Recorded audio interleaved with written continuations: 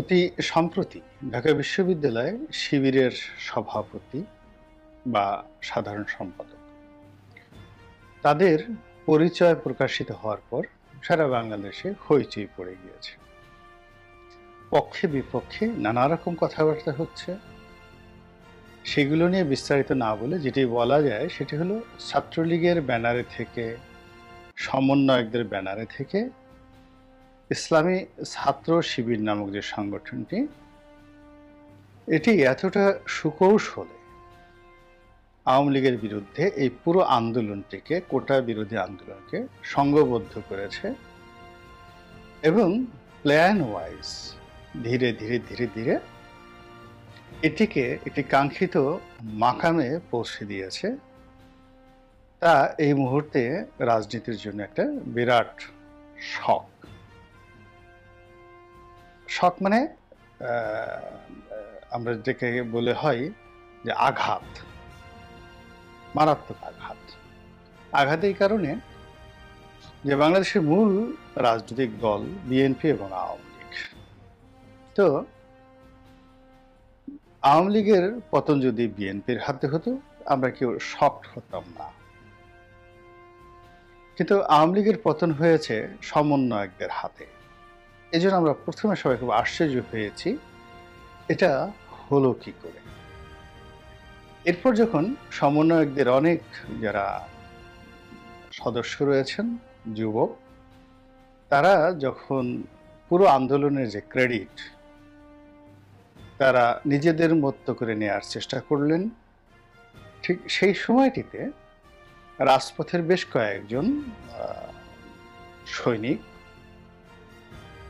কারো রাজনৈতিক পরিচয় আছে, হয়তো কারো রাজনৈতিক পরিচয় নেই, কিন্তু এই আন্দোলনের সময়টিতে তারা দেশবাসীর নিকট পরিচিত হয়ে পড়েছিলেন। তারা এই সমন্বয়কদের এই যে ক্রেডিট নেয়ার যে প্রবৃত্তি, এর দ্বারা মারাত্মকভাবে আহত হয়েছিলেন। তারপর ডক্টর মোহাম্মদ ইউনূসের ক্ষমতা গ্রহণ এবং তার সরকারের সমন্বয়কদের অতিমাত্রায় প্রভাব এবং জামাতের এখানে প্রচ্ছন্ন তাদের যে সমর্থন এবং সরকার পরিচালনায় তাদের যে অংশগ্রহণ, এটি নিয়ে অনেকে ফিসফাস করছিলেন এবং কেউ কেউ এই আন্দোলনের পেছনে বিএনপি জনাব তারেক রহমানের যে নির্দেশনা, তার কর্মকাণ্ড ইত্যাদি গুরুত্বপূর্ণ ভূমিকা পালন করেছে এরকম প্রচার যখন করছিলেন এবং বিএনপি যখন এটিকে আবার ওন করছিলেন, ঠিক সেই সময়টিতে জামাত এটি কাণ্ড করে বসে। কাণ্ডটা হলো যে জামাতের যে ছাত্র সংগঠন শিবির, যারা এই আন্দোলনের সমন্বয়ক হিসাবে তারা মিশেছিল এবং অনেকে ছাত্রলীগের সঙ্গে সম্পৃক্ত ছিল, তাদের পরিচয় দলীয়ভাবে ফাঁস করে দেয় এবং সেটি ফাঁস করে দেওয়ার পর সারা বাংলাদেশের যে রাজনীতির হিসাব নিকাশ, এটি উলটপালট হয়ে যায়। আওয়ামী লীগ রীতিমতো টাসকি খেয়ে যায়। বিএনপি এই যে এই আন্দোলনের সঙ্গে তাদের যে সম্পৃক্ততা, এটা নিয়ে যেভাবে জোর গলায় বলছিল এবং জামাতকে এখানে তারা গণনার মধ্যে ধরছিল না, সেখানে এই সমন্বয়কদের পরিচিত কয়েকজন মুখ, সেই মুখের যারা লোকজন, তারা শিবিরের সভাপতি বা শিবিরের সেক্রেটারি, এটি প্রচারিত হওয়ার পর অনেকের মুখে এখন রীতিমতো চুনকালি পড়ে গিয়েছে। পক্ষে বলার চেষ্টা করছেন, অনেকে নেতিবাচক বলার চেষ্টা করছেন, কেউ কেউ অতি প্রশংসা করে বলার চেষ্টা করছেন যে ঢাকা বিশ্ববিদ্যালয়ের ক্যাম্পাসে ছাত্রলীগের কোলের মধ্যে শিবিরের লোকজন ছিল এবং ছাত্রলীগের মিছিলে থেকে ছাত্রলীগকে ডুবিয়েছে। এটা যেন ফেরাউনের রাজপ্রাসাদে যেভাবে হযরত মুসা আলাইহিস সালাম বেড়ে উঠেছিলেন, ওইরকম একটা অলৌকিক ঘটনা। অসাধারণ একটি উদাহরণ যে আমার শিবির সম্পর্কে দিচ্ছে এবং শিবিরের যে সভাপতি, যে যুবক, তিনি এখন টপ অফ দ্য মানে লাইন রাজনীতির এবং টক অফ দ্য কান্ট্রি, এই দুটো খেতাব একসঙ্গে তারা বহন করছে। তো এর ফলে শিবির এবং জামাত এই মুহূর্তে রাজনীতিতে অনেকটা চাঙ্গা অবস্থায় রয়ে গেছে। তো জামাত এবং শিবির তারা যে সত্যিকার অর্থে আসলে কি কর্মকাণ্ড করছিল এটা কিন্তু শেখ হাসিনা টের পেয়েছিলেন, এবং আমরা দেখেছি যে কারণে অকারণে তিনি জামাতের উপর চড়াও হতেন, শিবিরের উপর চড়াও হতেন, এমনকি দাওয়াতি কর্মকাণ্ডের জন্য যে সকল জামাত এবং শিবিরের লোকজন একত্রে বসে আলাপ আলোচনা করতেন এবং বলতেন যে আমরা কোরআন নিয়ে, হাদিস নিয়ে, ইজমা নিয়ে, কিয়াস নিয়ে দিনের খেদমতে কথাবার্তা বলছি।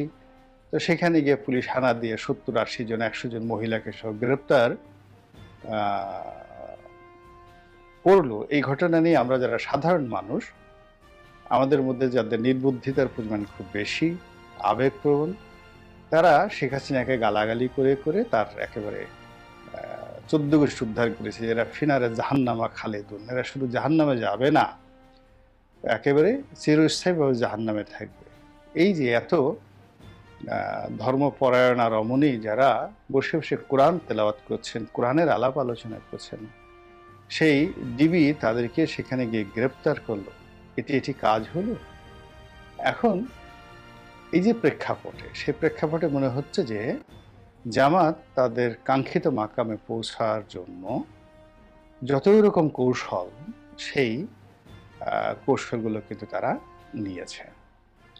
তারা 2014 সনে, মানে যখন দুটো আন্দোলন হল, 2014 সনে যে বিনা ভোটে নির্বাচন হলো, তার আগে যে একটা খুব 1 বছরের মতো জ্বালাও পোড়াও আন্দোলন হলো বিএনপি এবং জামাত। সেখানে জামাত খুব গুরুত্বপূর্ণ ভূমিকা পালন করেছিল, কিন্তু সেটি আমেরিকা এবং ভারতের চক্রান্তে সেটা ফেল করে। অর্থাৎ তখন যদি নির্বাচনে বিএনপি এবং জামাত আসতো, আই এম শিওর যে 2014 সনে বিএনপি জামাত ক্ষমতায় আসতো। কিন্তু আমেরিকা এবং সেই ড্যান ডাব্লিউ মজিনা এবং ভারত এমনভাবে কৌশল করলো, কৌশল করার পরে সেখানে আওয়ামী লীগের একটা ওয়াক ওভার দিয়ে দেওয়া হলো। আর জামাত বিএনপি অনেকটা সেই নির্বাচনের পরে পশ্চিমাদের কথা মতো একটা নেগোসিয়েশনের রাস্তা খোলার জন্য আন্দোলন স্থগিত করল। যদি আন্দোলনটা আরো 3 মাস চলতো তাহলে আওয়ামী লীগ সরকার হয়তো টিকতো না, কিন্তু সেখানে পশ্চিমারা জামাত এবং বিএনপিকে বিভ্রান্ত করেছে। আবার 2015 সনে যখন আবার আন্দোলন হলো, তখনও জামাত সর্বোচ্চ চেষ্টা করেছে, একেবারে সর্বোচ্চ চেষ্টা করেছে, কিন্তু পরবর্তীতে সরকার নিজেদেরকে অনেকটা গুছিয়ে নিয়েছে এবং সেই আন্দোলনে জামাত এবং বিএনপি পেরে ওঠেনি। 2016 সাল থেকে জামাত নীতিগতভাবে সিদ্ধান্ত নেয় যে তারা দাওয়াতি কর্মকাণ্ড চালাবে, এবং এই বিষয়ে জামাতের অনেক শীর্ষ নেতার সঙ্গে আমার একান্ত আলাপ আলোচনা হয়েছে এবং তারাও এই কথাগুলো বলেছেন, এবং আমিও সেই কথাগুলো আবার সরকারের যারা কর্তা ব্যক্তি আছে তাদের সঙ্গে যখন আলাপ আলোচনা করেছি, তারা বলছে না ঠিক আছে, জামাত এই কাজগুলো করুক, কোনো অসুবিধা নেই। ফলে পুলিশের পক্ষ থেকে কিন্তু 16, 17, 18 পর্যন্ত তাদেরকে একটা মোটামুটি ওয়াক ওভার দেওয়া হয়েছে। এবং তখন মেট্রোপলিটন কমিশনার বেনজির সাহেব, তিনি এই বিষয়টা খুব ভালো করে জানেন, তার সঙ্গে আমার এই বিষয়টা নিয়ে আলোচনা হয়েছিল। আর আমার সঙ্গে জামাতের নেতাদের মধ্যে শাহ আব্দুল হান্নান সাহেব এই বিষয়গুলো নিয়ে আলাপ আলোচনা করেছিলেন আমার সঙ্গে ওই সময়টিতে। তখনও শফিক সাহেব নেতৃত্বের এই পর্যায়ে আসেননি। যাই হোক, এটা আর একটা বিষয়।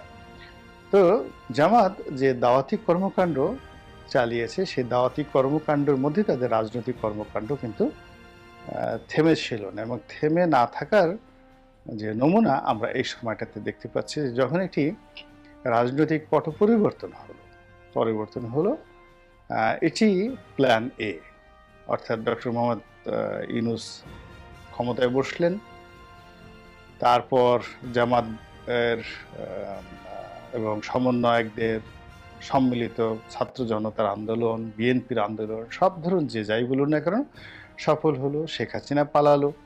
এই পুরোটাকে যদি আপনি প্ল্যান এ ধরেন, তো প্ল্যান এ ধরেন, এখন প্ল্যান বিটা কি? বিশ্বাস করেন প্ল্যান বি এর জন্য বাংলাদেশের কোনো রাজনৈতিক দলের এক্সেপ্ট জামাত ছাড়া আর কোনো দলের কোনো প্রস্তুতি ছিল না। বিএনপি তো কল্পনাই করতে পারেনি যে শেখ হাসিনা পালিয়ে যেতে পারেন, আশাও করেননি।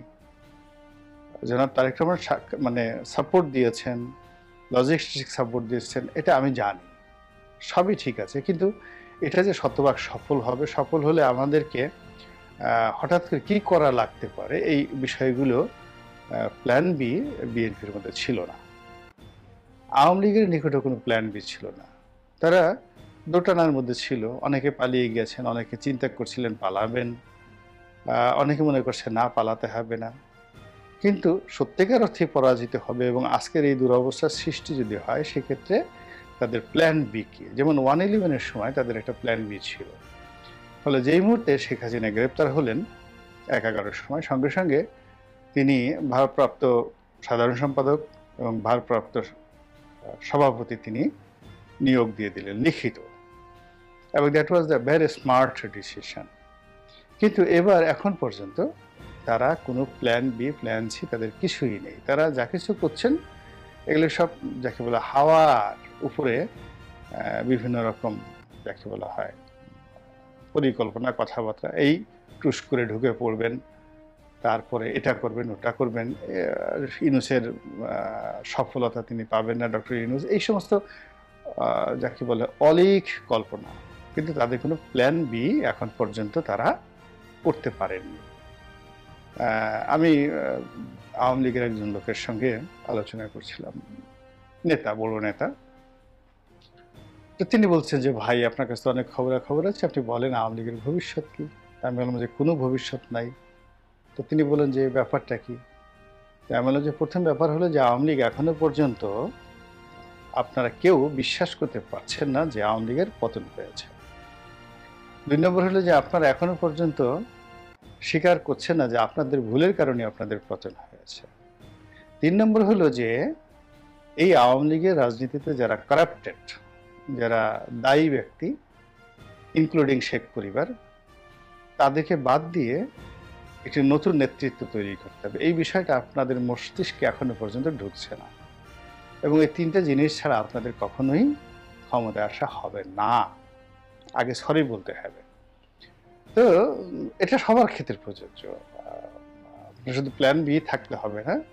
আপনি অনেক কিছু করতে পারবেন, কলা কৌশল করতে পারবেন, কিন্তু আপনাকে যদি বিজয়ী হতে হয় তাহলে অবশ্যই আপনাকে সৎ হতে হবে, সৎ চিন্তা করতে হবে, এবং অতীত কর্মকাণ্ডের জন্য অনুশোচনা করতে হবে, এবং ভবিষ্যতে ভালো কাজ করার জন্য পরিকল্পনা থাকতে হবে, যেটি